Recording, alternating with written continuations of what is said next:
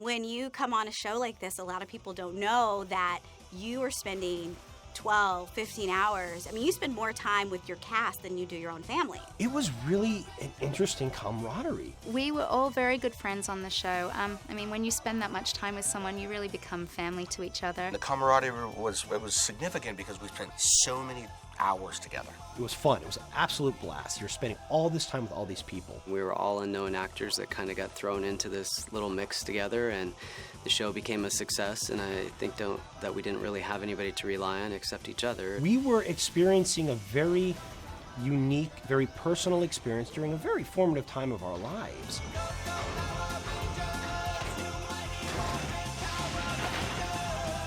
In the Power Rangers, we've always made sure that we have a very diversified team, both from a gender and an ethnic standpoint. When you look at the kids in Power Rangers, they reflect the population of the United States.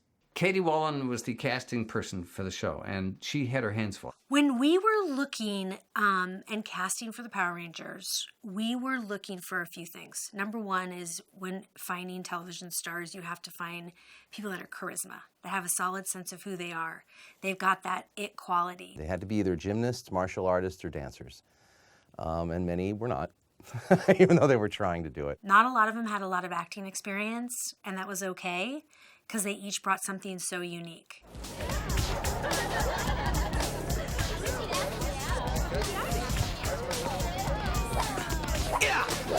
It was funny, I actually was working on Star Search when I first got the call for the audition. I learned about the audition for Power Rangers in something that they called Backstage West. It just said they were looking for people that had like a 90210 look.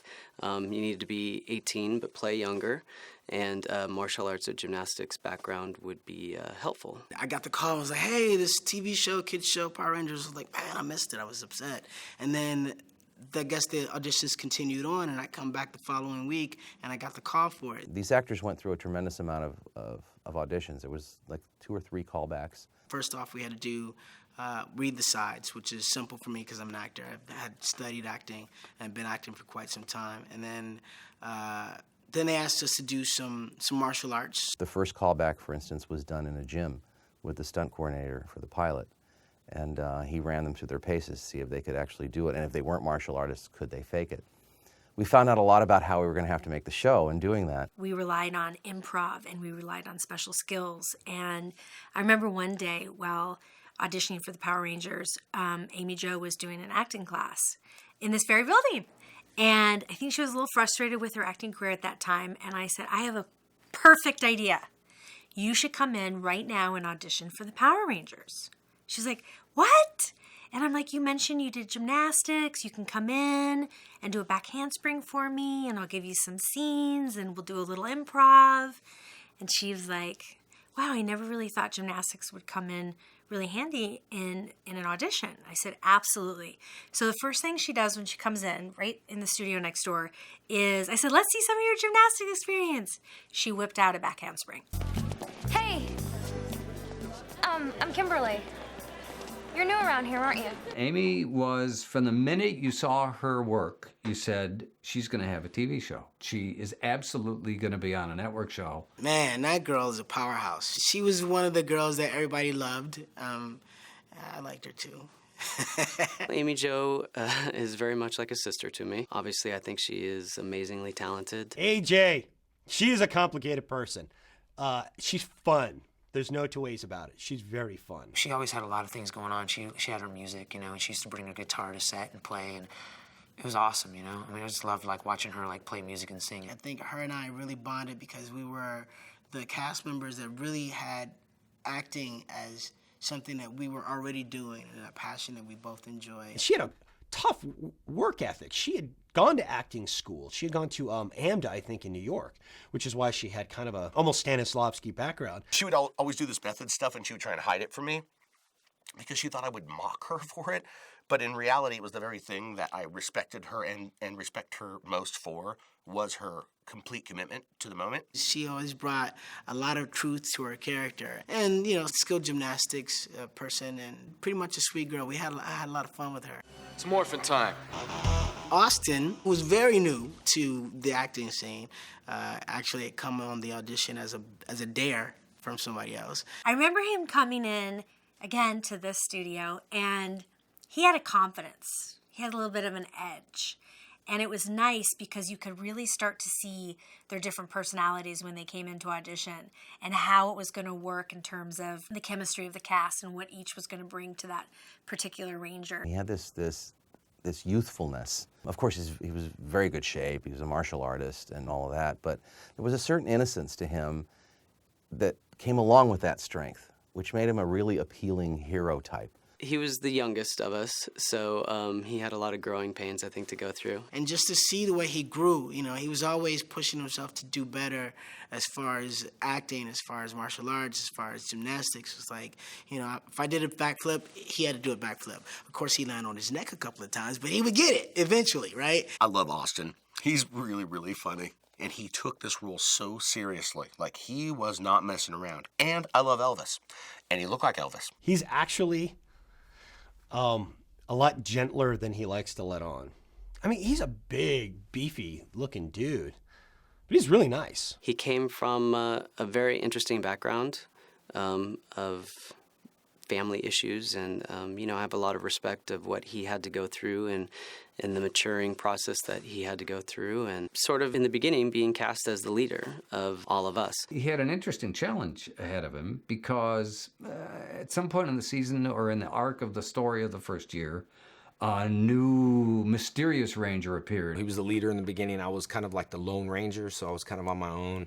And then eventually my character, the Green Ranger, became the leader on the show. So Austin, who had been the alpha male, suddenly had a new guy to contend with who was just as good as he was and a little bit more mysterious. And to his credit, he didn't give us a lot of heat and a lot of trouble. It was okay. I don't know if they ever became friends, but he handled it well. I thought he did a great job, and I thought he was an amazing athlete, and I think he's a great guy, and I have a lot of respect for him. He's just an awesome guy, and he's doing great, wonderful, positive things, and has been throughout his life, which is since Rangers. He really wants to live the life of a hero that he portrays on TV. He really does. That's why right now I believe he's working as a paramedic or emergency responder back east somewhere, so he really does try to live up to that. Check it out. I'm watching. Walter Jones played Zach, the Black Ranger. What Walter brings is exuberance, energy. He's just always seemed to be on camera like having the time of his life. I had already studied singing, dancing, and acting, and I've been studying martial arts, and I've been doing street gymnastics since I was a kid, starting with jumping over bushes and then flipping over bushes and so forth and so on. He would walk in, though, and he knew how to move his body. He knew how to dance. He knew how to perform. He knew how to just turn it on. And again, instantly, when he came in, I said, that Walter is going to be a Power Ranger. One of my favorite things to do was to grab somebody else from the audition and have them stand up, and then go through this thing where I go, I want you to stand up right here, just don't move. Okay, now, I want you to bend over, just stay right there, don't move. Okay, and then I back up about 4 steps and I run and I do a front flip over the top of them, land and go. You can stand up now. It's like that was always really impressive for all the auditions, and I was able to do that at the audition, and so right away they were like, okay, this guy's got something. I'll tell you, to this day, Walter is a hip dude. He's always hip. He's on top of his language. You are hard-pressed to find a bigger personality than Walter Jones. Ha! What's happening, folks? Nobody can control a room like Walter Jones. Nobody can hold an entire room at all like Walter Jones. He's such a good guy, and he's funny, and such a talented dancer. He's got this gift of movement. Even today, he's one of the best dancers that I've ever seen. What I liked about him is that he did something called hip-hop keto. So he kind of developed this dancing style, karate-ish, which is kind of like capoeira, but he called it hip hop keto. So he was always interesting to watch, fight, train, act. I think he was very talented. I finally completed a narrow beam transmission module that will allow wave function over an extended interval. Well, aren't y'all excited? Well, I will be as soon as I figure out what you just said. I originally auditioned for the role of Jason, not Billy, and I got called back 2 or 3 times for Jason, and then I could tell that wasn't going to go in my favor, so I asked the casting director if I could read for Billy, and she let me. He was able to kind of play that kind of uncomfortable, in his own skin kind of character, and in such a lovable way. He would come in, and it was so new for him. And he was like, what? He would, I think, question what the process was and how we were doing it, and he was inquisitive, and he was quirky, which I loved. You know, it's funny because his character, Billy, was this really super intelligent guy, and David Yost is actually a lot cooler. He's not nerdy at all. He's like this fun-loving, charismatic, model-looking guy, you know, with the glasses. It made him look like he was, hey, hi, I'm Billy, but yeah, I took the glasses off and he was like, yeah, I'm David Yost. He had the hardest lines of all times. We would sit there and we would act, and he'd read his lines, and I'd be like, how'd you even know what to say, you know? How did you even read it? I love David. An extremely talented guy, extremely nice, caring guy. We were put together when we did a lot of the publicity because they would always put boy, girl. And so David and I were always partners. And so we'd go on trips together and promote the movie, and we spent a lot of time together. He's such a great person. You get me choked up. And then the sphere will have an angular decay of 3.1 to the minus 10 with a drag coefficient of 0.9875. Oh, so in other words, if I spin the ball and I aim for the pocket, I'm going to get a strike. Affirmative. In the original pilot, we cast an actress named Audrey Dubois as the Yellow Ranger. The reason she was cast was that she was an extraordinary martial artist. She was very tiny and not too intimidating, yet when she did her kata in the audition, she scared the bejesus out of all of us. It was pretty powerful. She worked hard on the pilot, and then for various reasons, she wasn't able to continue. And so very quickly, they had to go out and find a new Yellow Ranger, so they brought in Thuy Trang. We brought all the probably 20 people back for the screen test. And it was Haim Saban and everybody in one room. Thuy was sitting outside of the room, and she said, I don't know if I can do this, Katie. I don't know if I can walk into that room and audition. I am terrified. And I said, here's what we're going to do. You're not only going to walk into that audition, you are going to walk in and jump on the table where all the executives are sitting, and you are going to own that audition. So I walk in, the videos are rolling, and Thuy runs in, and she jumps on the table and proceeded to audition and went crazy. And she became a Power Ranger. What Thuy really brought to that character is grace. She was soft-spoken. She's very beautiful, kind of the Asian component to the show that I think helped continue to tie it to the original Japanese. And also a character that I think that girls who were not the pop culture girls could relate to. She was intelligent. She's the only one that could really speak to Billy in Billy's language, and always had that just absolutely gorgeous smile on her face. And I think that's what she really brought to the show.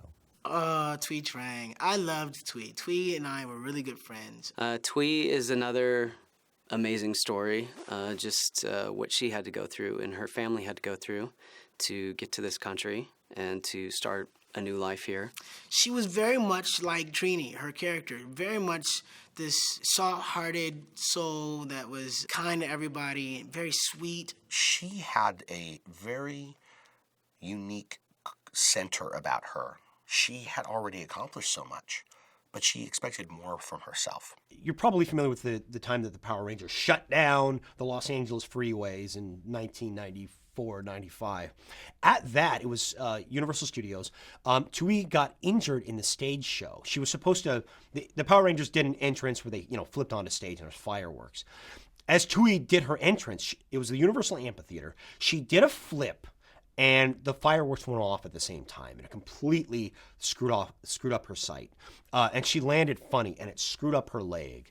So she did Power Rangers for probably, I want to say about 8 weeks, with a sprained ankle. We would coordinate the scenes so that everybody around her moved, but she stayed in one place because her ankle had gone.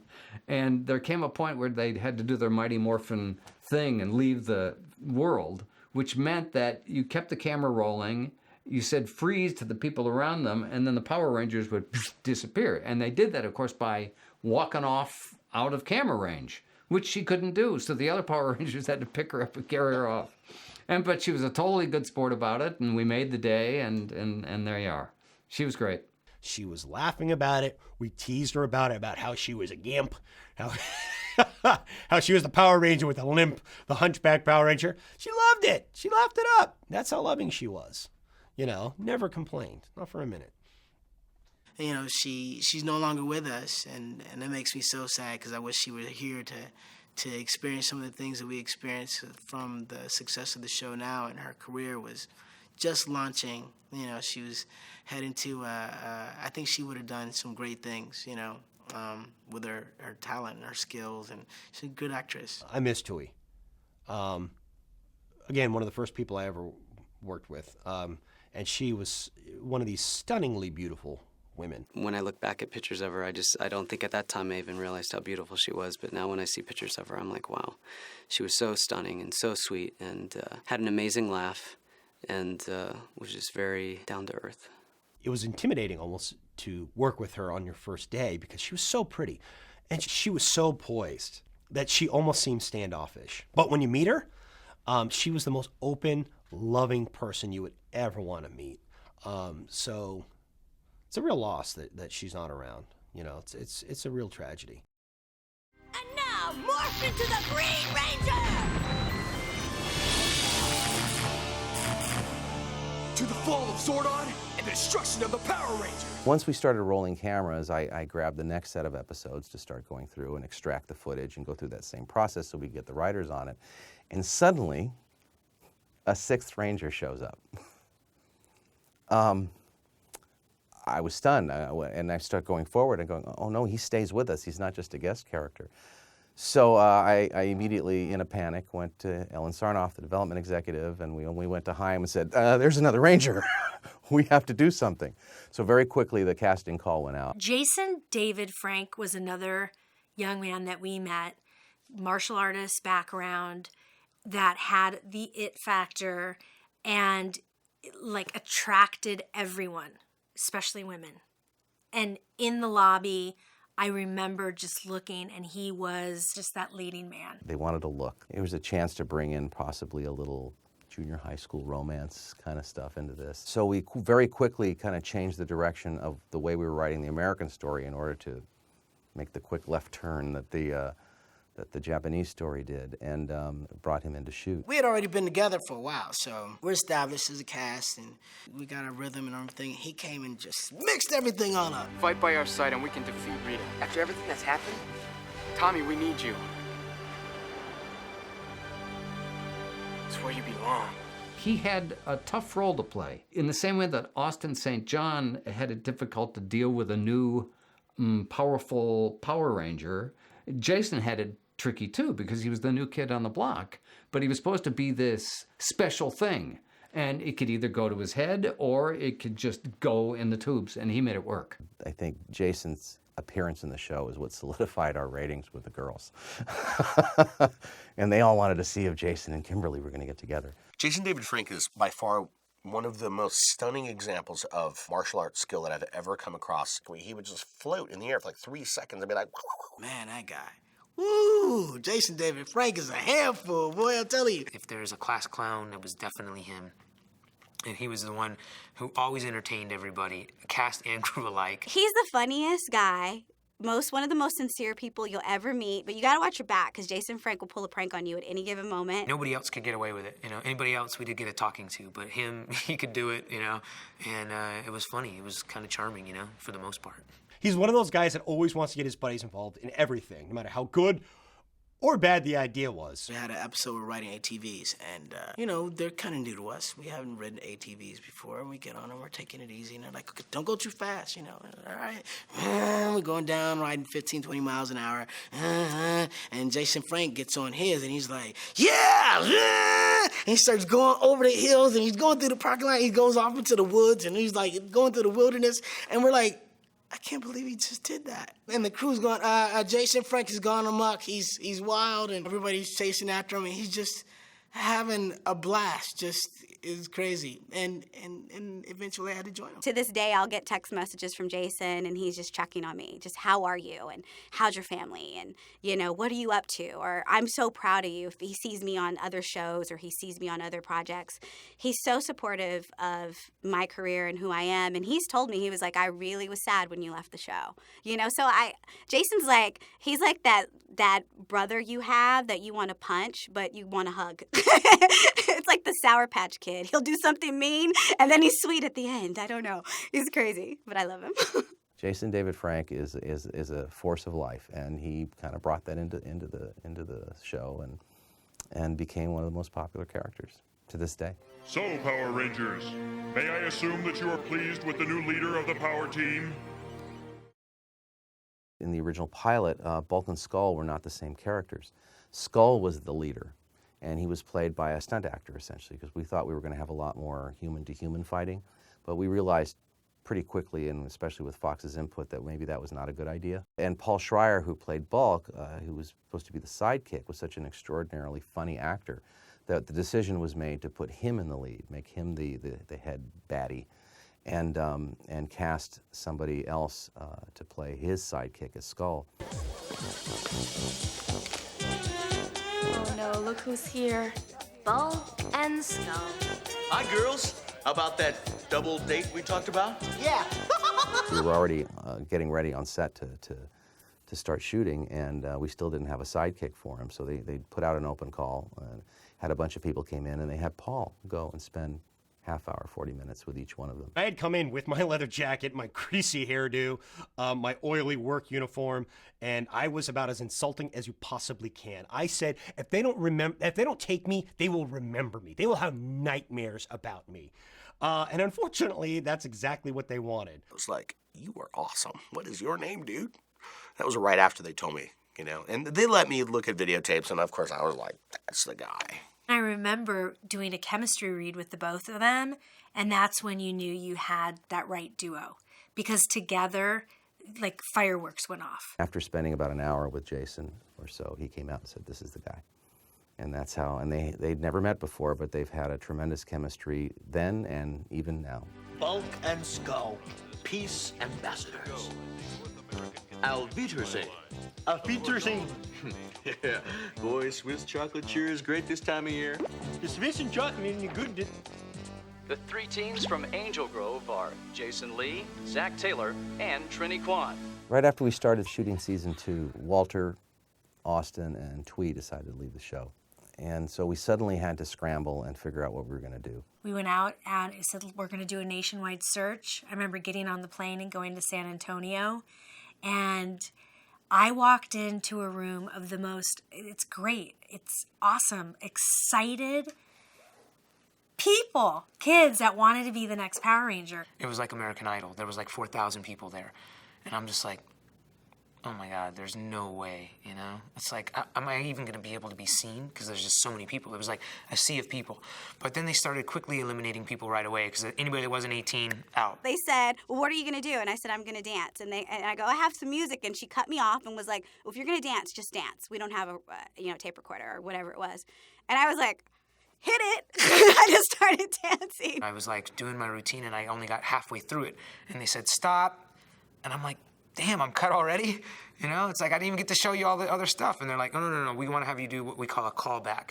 So just stick around here, and we're going to call you back in a couple hours to bring you through another round. So I'm like, oh, cool, I made it through another round. I went home, and I was like, I don't know if I did good. I don't know if I did bad, but, you know, I did it. But I started saying to myself, you know what? It's like, if I made it to the second round, If this is all I get, then cool. I mean, at least I can say that, and it's more than most people could say. I remember seeing Johnny and Steve at the callback. The first time that morning, I mean, there was thousands of people. I didn't see anyone. It was like a blur. But on the callback, I mean, we were sitting there for at least an hour. They narrowed down the 1,000 to like 100. So then you could see everyone. You kind of met, and Johnny and Steve were like, we knew you were gonna get picked because you were sitting there practicing your lines, and you just kind of. And I was like, I did. You thought I was gonna get picked. I was like, I wish you would have told me. So I did my routine, and they were like, okay, don't call us, we'll call you. And I went home, and then a couple days later they called me. And she said, can you come out to LA? The producers want to see you. And I just died, and I was like, absolutely. And I packed a bag. I had 2 outfits, and because we were supposed to go and fly back the very next morning. And I said, cool. So I'm like, yeah. It's like, how many people made it through that round? He's like, 3. And I'm like, oh man. So I'm like, so then I said to myself, you know what? I'm getting a free trip to California, and if I don't make it anywhere after that, I made it to the last 3 people, so that'll be good enough. I could be happy with that. We knew that they were auditioning all over the country. Like, they auditioned in LA, Texas, Florida, Atlanta. I mean, it was everywhere, New York. At the end, they go, okay, out of everybody, we've picked 3 people. They picked me, Karen, and Johnny. And we're like, yes. And they said, but it's not over yet.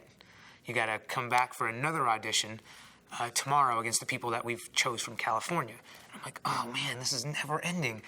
It's like, man, I was like sitting on the edge of my seat the whole time. So then the next day we walk in, and we're getting ready to do our routine again. And I go to one of the producers, and I'm like, hey, look, even if we don't make it, is there any way that we could meet the Power Rangers and at least just take pictures with them or something like that, so we could at least just have this as the audition, so we can take it back to our lives, And they were like, hang on a second. And they went into a room, and they, for an hour and a half, they just sat there, and we were just sitting there while they were in a room just talking. And then they opened the door, and they called me and Johnny and Karen in, and they were like, okay, you're not going to get to take a picture with the Power Rangers. You're not going to get to meet the Power Rangers because you are the new Power Rangers. And we're like, yeah! And we're hugging each other. It was crazy. The 3 that got picked were, Johnny, Steve, and I. We all were from the Dallas area. They're like, yeah, so you can't go home because we got to start filming right away. So have your parents mail you your clothes because, we have to get started filming right now. Hi, my name's Rocky. Hi, Aisha. Adam. It was interesting when we first got on the show, and we didn't know that we were actually replacing people until we actually got the jobs. So we kind of didn't know what we were walking into. We didn't know if it was a tense situation, if it was a good situation, if people were going to have resentment for us being there. They were totally cool, actually. I was surprised. I thought maybe they would be, judgmental, or, maybe we've already been here for a while, we have seniority, cold shoulder kind of thing. But no, they weren't like that at all, I remember we were shooting on location, so we were outside at a park, and we'd been working all morning. And the other 3 had arrived at some point, in the middle of the day, and they all walked over together. And I just remember Jason, Frank, and Amy, and David, they were all smiling. And Jason really, came forward and broke the ice, and, was like, we're so happy you're here, and you're going to have so much fun, and tell me where you're from. It was a really good situation. I mean, everybody that they cast, I'm still friends with for the most part. I talk to Karen quite regularly. Steve doesn't live but a block and a half away from me right now. And I'd like to extend a warm welcome to our new friends. This is Rocky, amazing. Aisha, and Adam. Shh, Rocky, let the man talk. I think he's a man. It was interesting because they all brought something new to the table. Karen continued that same exuberance that Walter had, but it was different. It was cute. It was fun. It was a little more quirky. Karen, she's just the way that you know her. I mean, just the smile on her face. I've never seen her without it. Even to this day, she's such a sweet girl. She's really sweet, kind, loving, caring, much like her character was on the show. When you watch her in Power Rangers, you say, wow, look how young Karen was. Look how young and bubbly. And when you meet her today, you'll say, no, it wasn't that she was young. She's just that bubbly. Now, where were we? Steve had a little bit of more youthfulness, but he was a little more solid and just kind of brought a different kind of vibe to the table. Steve Cardenas. Talk about a cool cat, Steve, He's the guy that's always sitting back.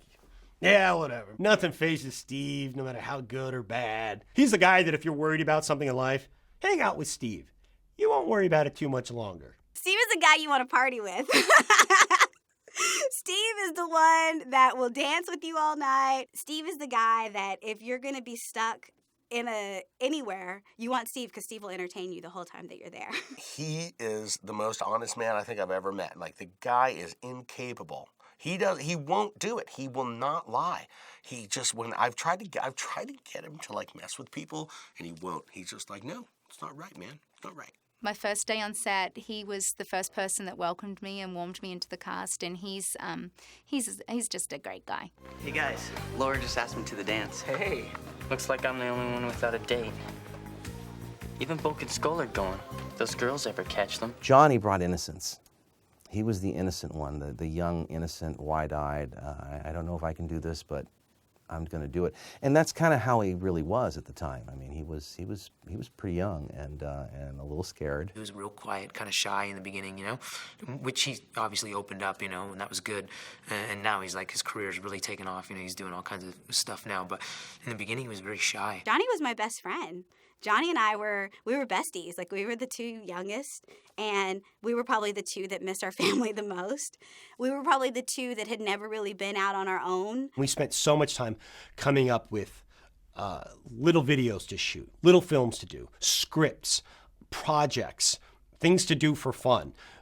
Johnny cannot be idle. That's why his band, iShine, is always gigging. Johnny doesn't do one thing, he does 50 or 70 things. It's so funny because he was always so boyish and sweet, and now he's like this rocker, and, you know, he's kind of turned into this man before my eyes. I told him, I said, I've never seen you sing on the show at all. And he's a good singer. Like, it just happened to be when he was off the show. I'm like, oh, he's in a band. I'm like, oh, okay, cool, you're in a band. I wonder what it sounds like. Then I heard him, I'm like, I never knew you could sing. He said, neither do I. Kimberly, you have been a proud warrior and have defended our planet valiantly. Yet the opportunity that lies before you is much too difficult for you to ignore. Having Amy Jo leave the Power Rangers is big shoes to fill. Amy Jo's departure was a little different. It was planned. She knew she wanted to leave, and that she had pretty much done what she wanted to do there and wanted to move on. She was starting to do some feature films at the time. She's a fan favorite, so to replace her was a big undertaking. But that's the natural transition of a successful show. The reason they came to Australia in the first place was that they'd filmed the first movie there, and I had originally read for Dulcea, but I was not old enough to play Dulcea. I wasn't sexy enough. So when I auditioned for it, all I knew was that I had to do some kind of martial arts, and it was a children's show.